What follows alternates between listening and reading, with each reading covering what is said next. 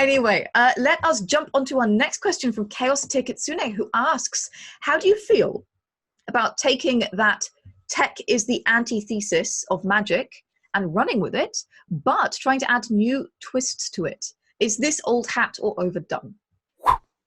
I don't know if it's old hat or overdone. What we were also talking about over the break is I'll be looking forward to see if people are dropping examples into the stream, because I was saying I'm sure in bed tonight I'm going to be like, there's this book and this game and this TV show that I couldn't think about when we were online. And I think, you know, it's one of those things that it's a fine line between when you're, you know, not coming up with anything new and it's everything stale and it's cliche, versus taking an old idea that's been done before and making it feel new, which is basically what everybody does, right? There's very few new stories under the sun. And I think that that's where, too, thinking about, I'm personally interested in thinking about how societies create governments, but then in turn create rules that then you sort of internalize and just think this is the way the world works. And it's like, well, no, this is the way the world works in this place, in this time. And that's always an interesting place to start to figure out, you know, maybe the magic and technology is not sort of like the core. You need to understand how they work and the relationship between them. But the interesting thing is who's picking the winners and the losers, right? And having that be a really social process rather than it being like a very material process, right? Like magic is so obviously better than the technology, so everybody's going to go along with it.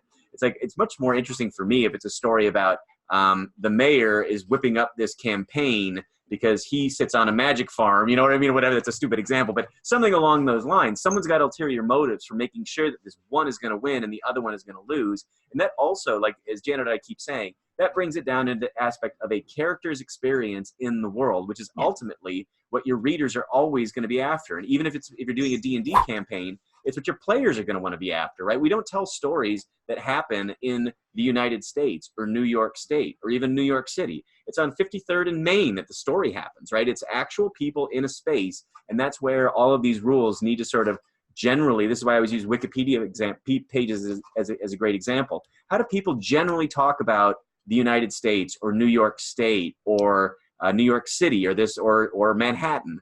We have ways of generally talking about it, but then when you get down to that, you know, the crossroads, it's going to be really specific in that moment, and it should probably relate to all of those other layers above it. But yeah, and I think that's where it gets really interesting to then factor in these bigger issues that, like, maybe how society looks at magic or technology is working. Yeah.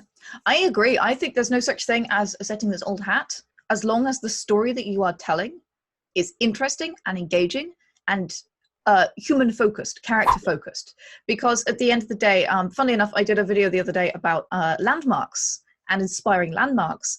And one of my takeaways from that video is, from the beginning of time, even landmarks have always been about people. It's all about people, because people are obsessed with people. And that is also true of your readers and your players. People want to know about people, and the world setting just gives an amazing framework and different conflicts and different background and different flavor to a story about people. So I don't believe in old hat settings either.